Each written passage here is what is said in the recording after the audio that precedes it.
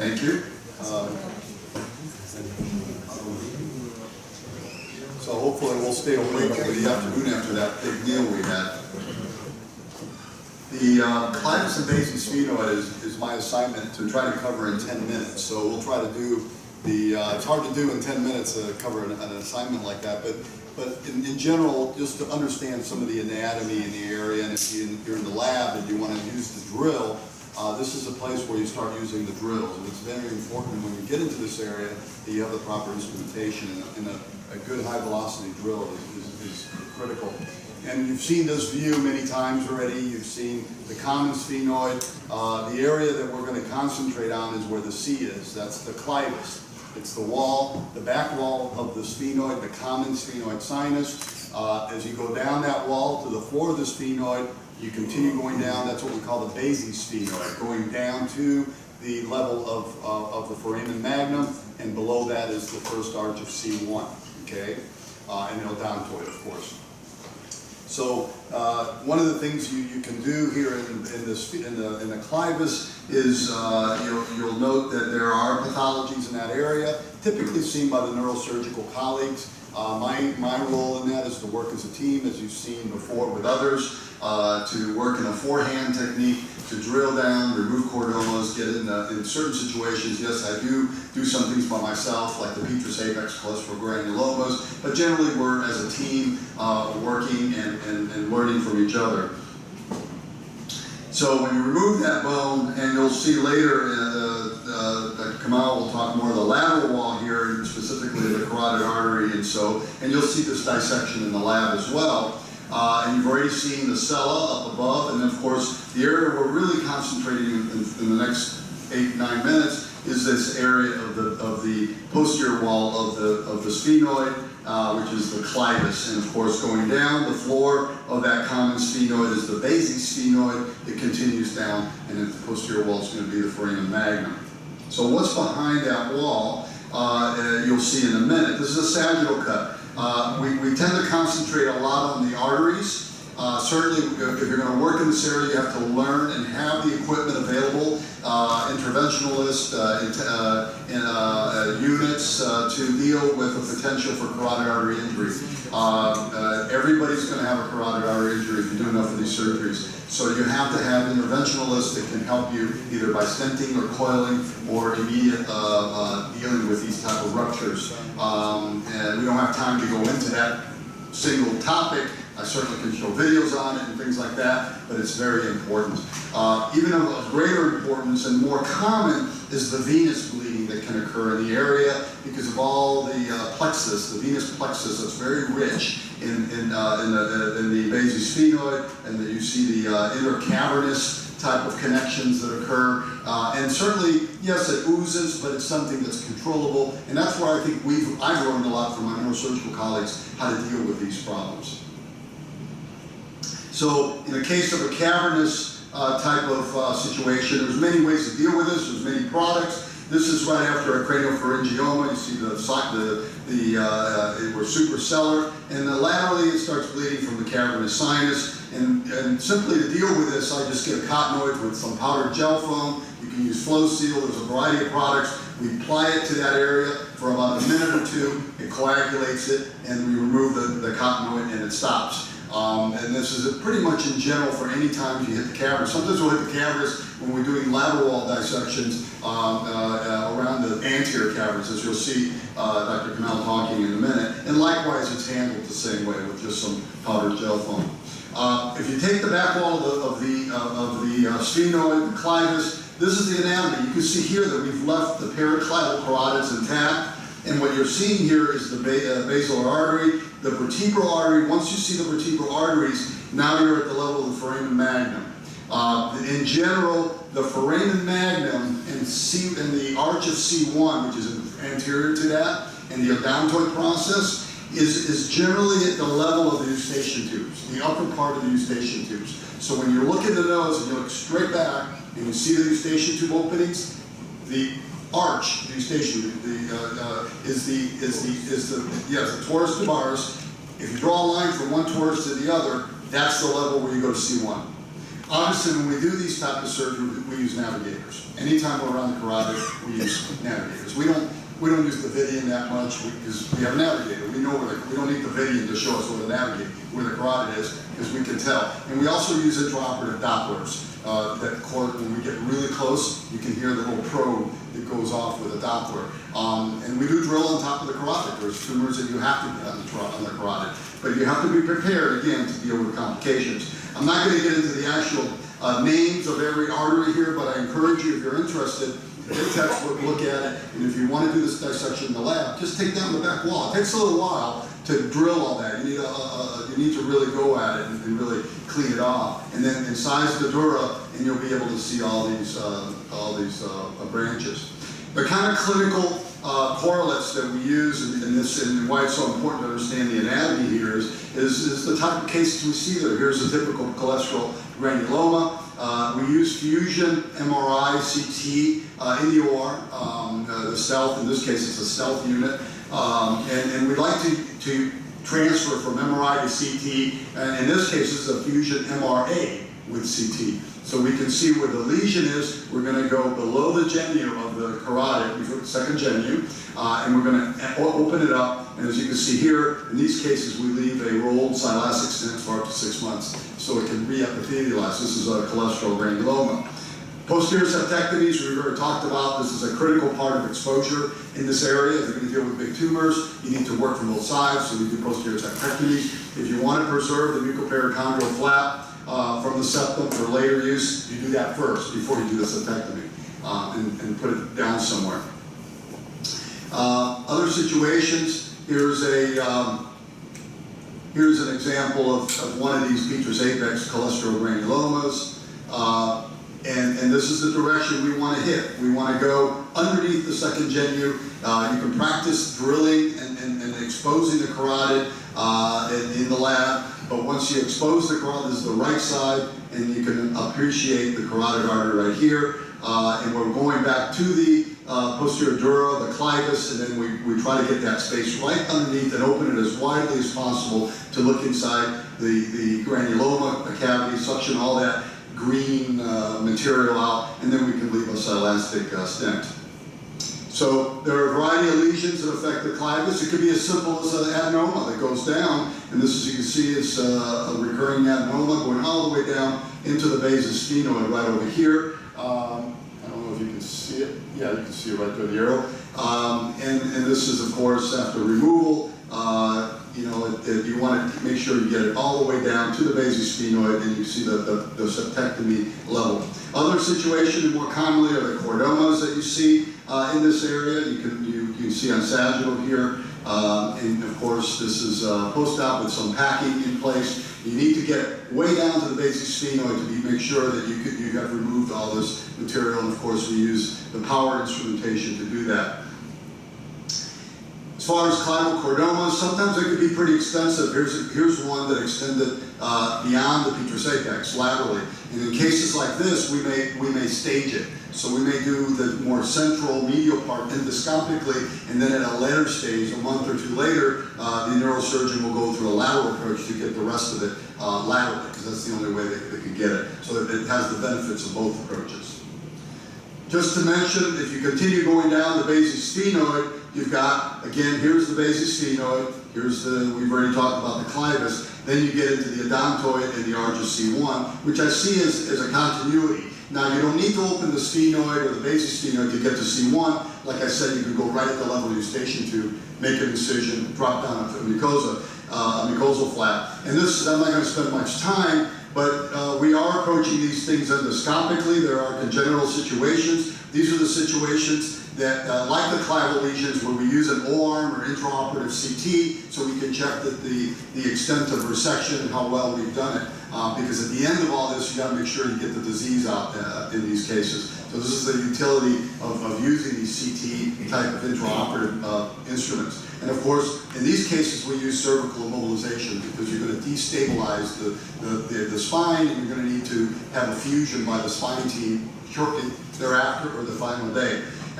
This is just a typical case of, I'm not going to show the resection, but it's a congenital defect. You can see how narrow the foramen magnum is here, and we need to resect all this stuff here. And we do those with intraoperative monitoring, electrophysiologic monitoring. We go transnasally, and then you see the pre and post-op on that. And you see there's a posterior fixation. Another case in an older age group, more common, are the type of planus, the panuses you see with rheumatoid arthritis. And you see that the odontoid here, but the panus is actually this little gray line here, and you can see how narrow. You really don't have a lot of room here when you outline.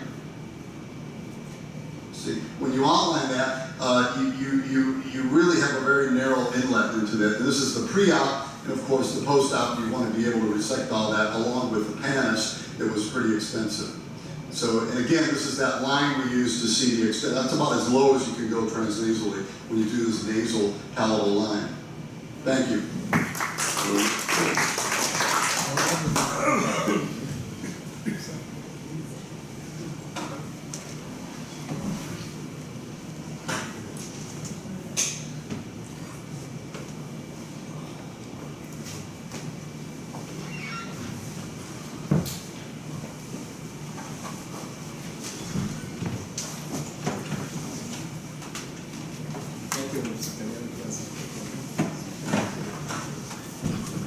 Thank you, Mr. Darren.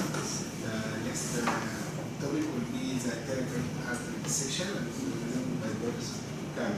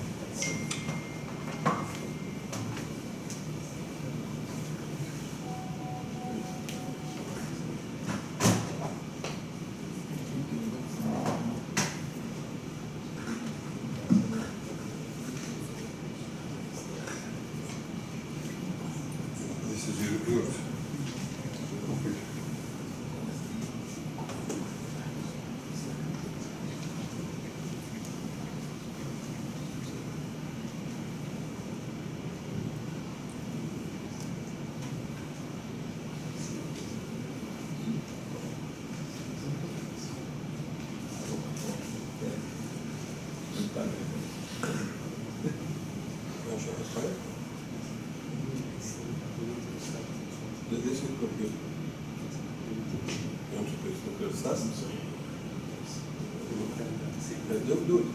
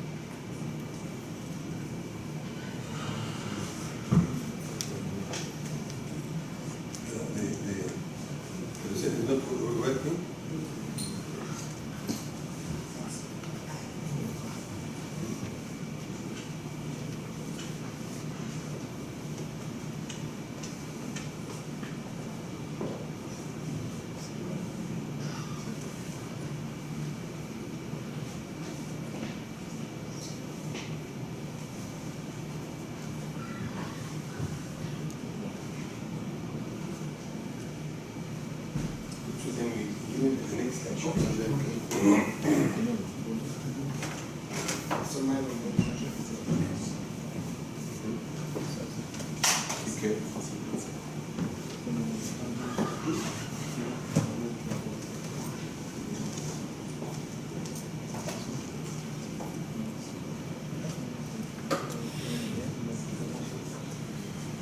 Let's proceed then with a 10-minute nasopharyngectomy. You need to be quick.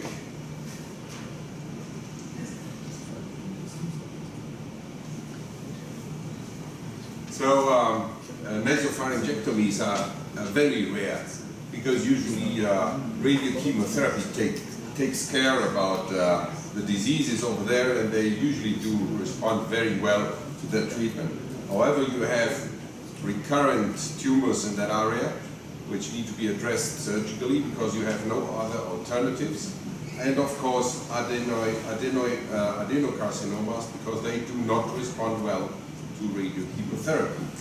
So I'd like to use the Castelnuovo classification regarding endoscopic nasopharyngectomies because I think it's very useful to be able to make comparisons later on.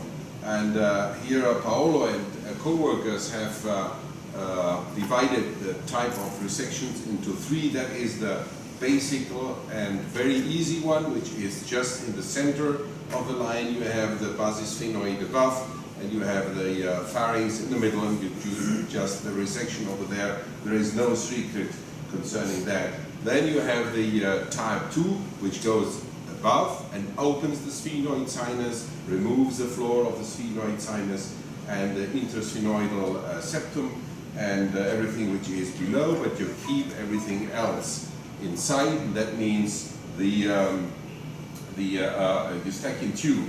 So as far as these two types are concerned, this is a pretty straightforward and easy surgery for which you only need to do coagulation, bipolar, monopolar, in order to get rid of everything you have in the middle of the nasopharynx.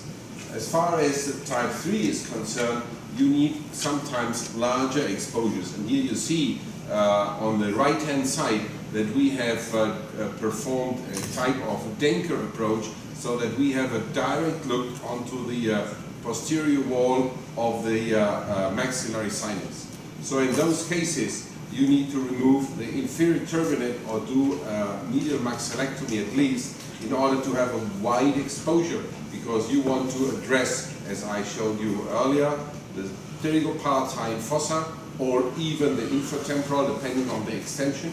Then we need to expose the medial and the lateral pterygoid plates. We need to drill them. We need to address the pterygoid muscles. We need to dissect the tensor veli palatini and the levator, both of them, and take care of the plexus in that case. So we really need a more larger and broader corridor in order to reach that area. So this is what we need to do as a start to drill. This is the posterior wall of the maxillary sinus. We then can drill the medial and the lateral pterygoid plates. We can remove the posterolateral nasopharynx with all the Eustachian tube and expose the bony Eustachian tube, which is a very nice landmark to identify the internal carotid, as well as I have mentioned before, the median nerve, in order to identify that. As Dr. Casiano said, of course we do use navigation if needed, but our neurosurgeons rely much more on the microdoppler, because if you have a tumor which has displaced the carotid, once you are dealing with a tumor and the carotid gets in a new dimension, the Doppler is more accurate than the navigational system. So this is how it looks like from anteriorly, from the Rotten books or journals. This is where we want to go. This is what we need to expose here, and therefore we have, as I already started partially, to drill out that area here, the medial pterygoid plates, the median, the lateral plates up here, and expose the lateral pterygoid muscles in order to expose that. Once you have done that, you are, oh, this is very dark. I can see it very well here. Sorry for that. But you have here the Eustachian tube. You have the Eustachian tube here. You have the tensor veli palatini here. And once you have dissected them laterally, you have the tensor veli palatini here. In between both of them, there is a major venous and arterial plexus, which can bleed a lot. So you really need to be prepared to do that. That's a pity because, now it's better. Now you see here the tensor veli palatini over here. This is the Eustachian tube over there. This is the floor of the sphenoid sinus. Once that muscle is lateralized, you see the levator veli palatini here. And in between there is a major venous and arterial plexus you need to deal with. Now, the Wieding canal, as I mentioned already, is a landmark to recognize the junction between the intrapetrous and paraclival segments, and that is important. And then eventually, once you have identified that, and this is the carotid artery here, this is the stump of the intraoperatively seen, the stump of the Wieding artery or the Wieding canal with an artery and with a nerve, and this is the area you now have to resect here. This is the Eustachian tube here with all the fibrous area and the muscles I have already exposed. And once you have then identified here on the right hand side the cartilaginous portion of the Eustachian tube, you reach the bony aspect, which is again a landmark to recognize the junction between the intrapetrous and parapharyngeal segments of the internal artery. The parapharyngeal artery, internal carotid artery, is very well identified by the lateral pterygoid